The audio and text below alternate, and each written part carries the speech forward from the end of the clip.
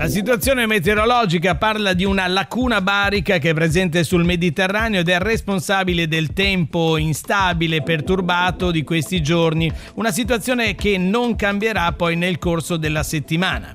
Nel pomeriggio di oggi nuvolosità sparsa su tutta la Liguria, ma sarà più compatta sulle zone interne del centro e Levante, dove non si escludono anche rovesci, fenomeni più diffusi in serata anche sulla costa sempre del Levante. Venti deboli al più moderati, variabili, rinforzi da sud al largo nel pomeriggio. Mare inizialmente poco mosso ma con moto ondosa in graduale aumento. Temperature massime stazionarie che rimangono entro i 17 gradi.